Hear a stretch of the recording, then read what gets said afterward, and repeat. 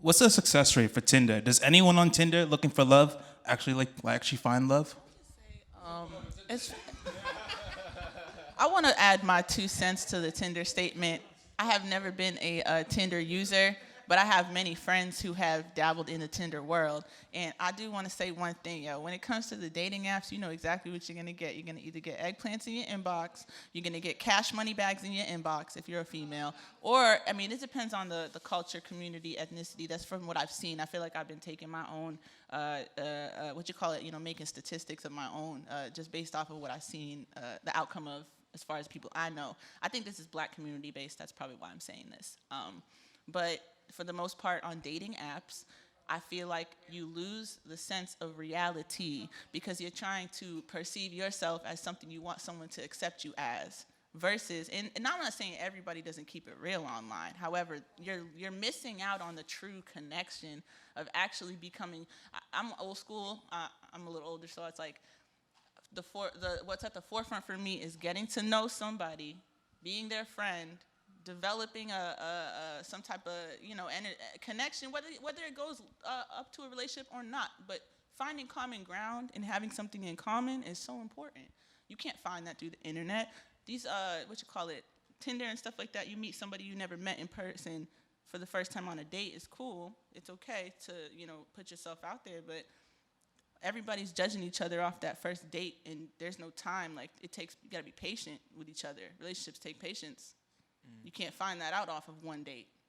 So I kind of missed a question. What was it? Definitely relationships is in decline. They resent marriage. They resent relationships. Girls is about climbing up that corporate ladder in the world and getting their nice, condo and their job and this and that. And guys are just focused on guys. You know what I mean? That's put a definite wedge between guys, no, like guys in the sense of like they're focused on themselves. They're focused on themselves. That's what I meant to say. You are onto something though. Yeah, as men, we're focused on ourselves, things that we want, things that make us feel good. I want money. I want sex. I want whatever. You know what I mean? So, and because everyone's just kind of got selfish, men and women, we all got kind of selfish. We're worried about our own desires. And that gets in the way of being like in a relationship, because the biggest thing about a relationship is sacrifice. You know what I mean? That's the number one thing. You got to be able to give something up to make sure the other person is happy. It comes from wanting to satisfy just yourself. If I may, I think what else is lacking is honesty. Because if somebody knows you get down, there's no problem. You give them the opportunity to choose. If you don't let them know what you're doing, they don't have the opportunity to choose. They jumping into some shit that they think is something else, and now everybody's mixed in with some rant.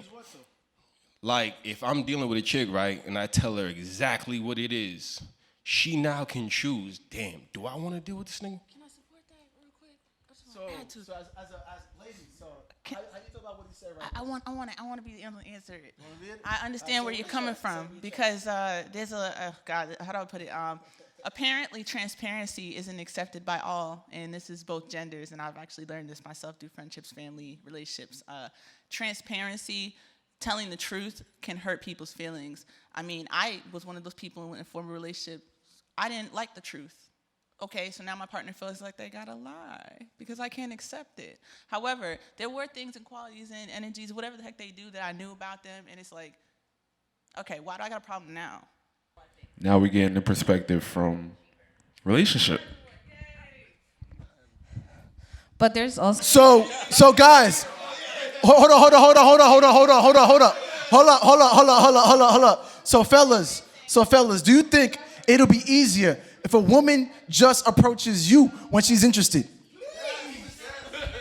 No. No. The reason why is because women handle rejection differently than men. If you reject a woman, she'll take that shit so personal, nigga. If you're a man who's, no.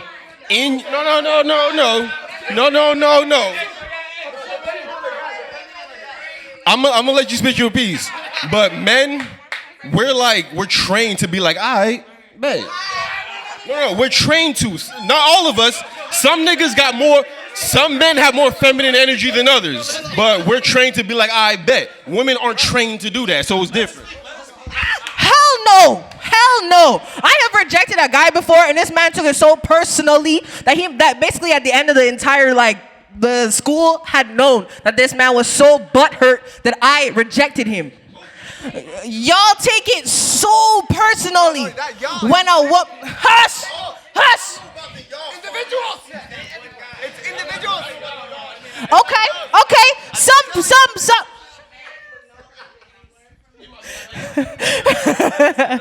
Okay, well, a lot of men do take it personally. There is a lot of feminine energy in a lot of men today.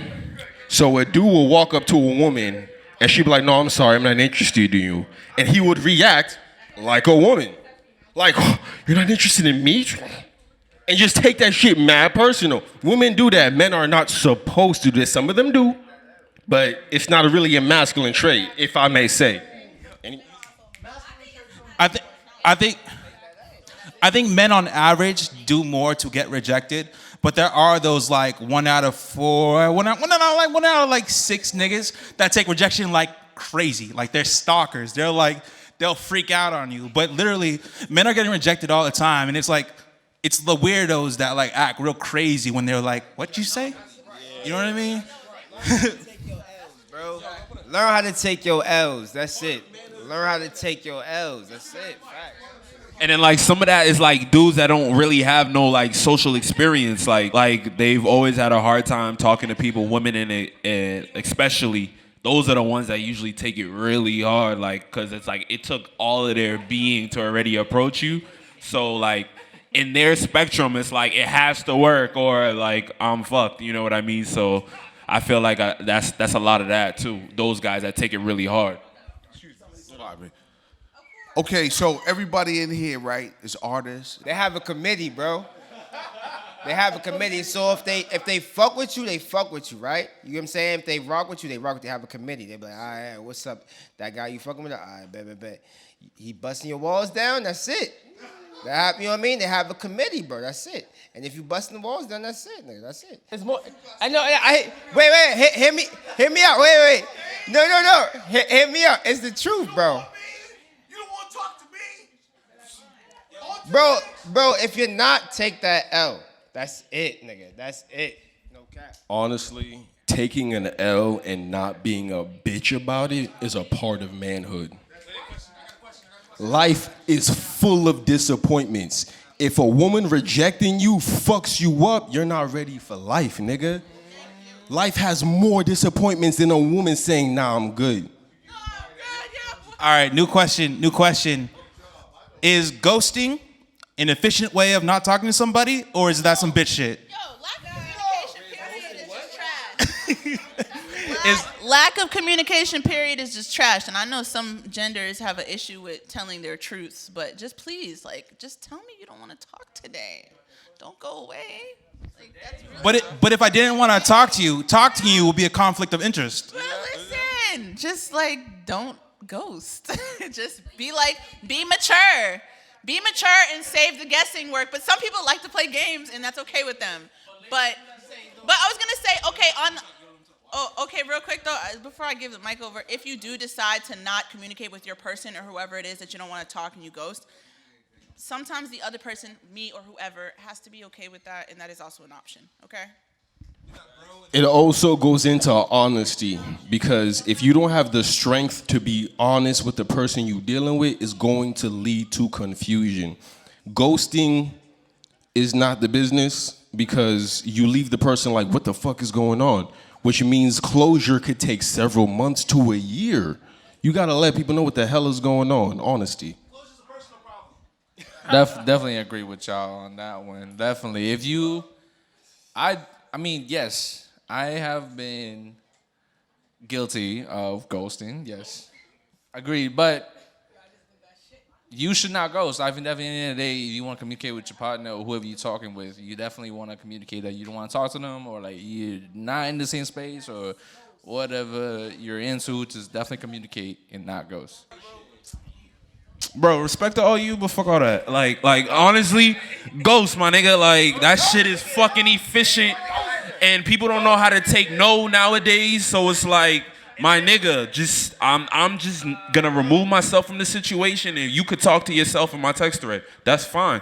But I ain't chatting it up with you. I'm not gonna have to explain myself with you, because if we usually both know why we not talking to each other no more. So like if it came to that where I feel like I had to remove myself from the situation, you know what's going on too. So Most people don't like criticism. So if you're hitting somebody up like, I'm not gonna talk to you, and like I don't want to talk to you anymore for criticism, yo, the conversation does not end. But you said you wanted to say something about ghosting. Oh, okay. You want to go? So what's the consensus? Are we saying we should ghost or we should not ghost? What do you think? I mean, it depends on the person, because if they're doing a lot and they're like making you kind of stressed out, then that's just a strategy move of you removing yourself. That's all it is. If you are gonna ghost, just don't hit them up like at any point in the future. Don't see them doing good and then be like, what you doing? Blah, blah, blah. Oh, I always meant to take you on a date, but what happened? Like, don't do that. Just go. Like, you're dead now. You're dead. Goodbye. Like, that's all I will say. If you really think ghosting is cool, stay dead. So new topic. Have you ever had to turn someone down without hurting their feelings? Is that like friend zoning? Or is that like, do you friend zone after 25? You do? Yeah, who's friend zoning after 25? Go talk about it. yeah. In terms of like, you said how you turn somebody down without hurting their feelings. Like, I mean, I guess you can't really control. I guess you can't really control how somebody else feels. So like, no matter what you say, they might take it to offense. But in terms of like just. Now get personal. What's in the personal experience? All right, like a personal experience. All right, like I'm in one right now, basically, where Shorty is trying to hint to me to take her out on a date. She'll be like, oh, like, what are you doing today? And I'll be like, I'm doing X, Y, and Z. And she'll be like, oh, I'm not doing anything. You know what I mean? And I peep the tea leaves, but it's like, I'm not really trying. You know what I mean? Or I would like to ask this question to see if it's true or false for you guys. It says, oftentimes we find ourselves muting our true character / personality in environments that are dominated by those who are anti-freedom of expression. So, like, if I'm with a group of people that think the same way and what I know they wouldn't like what I have to say, do I mute myself? Is that, that's my interpretation of the question. And yes, I think part of me does, but I try to, like, say what I want to say without hurting anybody. So, kind of. I guess, like, are you often around people that you're comfortable being 100% you, no filter? Yes. Absolutely. I mean, yeah, I find my group of people. I find my tribe all the time. So I'm blessed to have a good tribe. And do you code switch? Yeah, I mean, I think everybody does. I've been told I'm a personable person, so I think that means that I'm good at code switching. That must be what it means. Code switching, a definition would be when you're around your coworkers at a white collar job and you don't say, so what's poppin' this weekend? You say instead, well, what are we doing this weekend, guys? Yeah, what do you have planned this weekend? Instead of, so what's the word? What are we getting into? That's code switching. Absolutely, and I think I do that, and it's not from like I'm ashamed of where I come from, but it's like I try to emulate those that I'm around to make them feel more comfortable. That's the type of person I am, so that's me. Honestly, I'm anti-code switching. And honestly, I don't want to derail this shit and throw this shit into some black empowerment stuff, because I know I was already on that shit earlier, but like, honestly, black people, we have to code switch as a survival mechanism. I was a dancer. I danced for Boston Ballet and I danced for Ballet Rocks from the age of 8 years old all the way up until 21. There was many times where we had to be in front of people at the White House, people at the State House. We danced for many different white people because those were the only people that would sponsor you, fund you, and they were the ones that had the money. So we would go into these businesses, and our teacher would tell us, show out, show your color, act black. So I guess it depends on the people that you have around you and the support that you have around you that creates that demeanor. But something about me, even as being a teacher, I deal with white parents, black, Asian, Spanish, Latino, whatever. I never switch up on who I am. I understand the pieces that they're touching upon in terms of like not trying to lose yourself and, you know, it's a healthy environment to be able to just be you 110%. But me personally, I'm down with code switching, but it's more or less not because I feel like I'm losing myself or it's more like being adaptable, you know what I mean? Because sometimes when you be yourself, even if you're the best person on earth, if people can't relate you could lose opportunities, you could lose, a lot of shit goes left. Like, if the world was perfect, not code switching would be cool, because it's like, but the shit ain't perfect, so it's like, you can just make people uncomfortable, whether that's their own biases or whatever, because, if Jimmy speaks a certain way and you have the ability to kind of go into Jimmy's world and be like, yeah, I had a great weekend. How are you doing, Jim? You know what I mean? Like, that's better for you. It's not really for Jimmy's, because, Jimmy could be your supervisor. Like, say we're all talking right here, but you guys were all white people. Like, I'm not going to spit a bunch of N-bombs. You know what I mean? Maybe. But it sometimes, like, the way you talk will affect the message that you're trying to talk to people about, and like, but it also depends. Like, you can't code switch to the sense where it's like you can't be like truly like their genuine self. Like the N word, like you can cut that out. But if someone's like pissed that you're saying y'all and they're saying, oh, you're stupid because you said y'all instead of you all. That was a very good point you brought up, man, because personally, I don't believe in code switching at all. I think you should keep it real at all times. However, code switching can be an art. Yes. If you understand people and how groups work, group thinking, and how like everything you want in life comes from other people, you might want to be like, hey, what up, Bob? Like, hey, what's good? Like, how's your family? How you doing? You know what I'm saying? That's what's up. You might want to tone it down a little bit so Bob can be like, oh, my family's great. How are you? And then next thing you know, Bob fucks with you. And if Bob fucks with you, depending on who Bob is, Bob might may be able to make shit happen. You know what I'm saying? Everybody needs a Bob in the cut. Like, you know what? Fuck this shit. I have a Bob. I'm calling my Bob. I'm not dealing with this. I'm calling Bob right now. Bob will, like, figure this out for me. Fuck all of this. I have a Bob. Don't mess with me. I have a Bob. So, like, when you understand, like, the art of fucking with people, like, that shit's an art. You know what I'm saying? So, yeah, like, I believe in keeping it real. I do. But Dave Chappelle has a skit called When Keeping It Real Goes Wrong. Like, watch that skit if you don't know what the hell I'm talking about. Like, oh, damn, I know what this person's like. I know what this person's expecting. I got to go give him this handshake. You know what I mean? When you give someone the nod and they go Are women more willing to accept men who cheat than men are willing to accept women who cheat? because it hurts.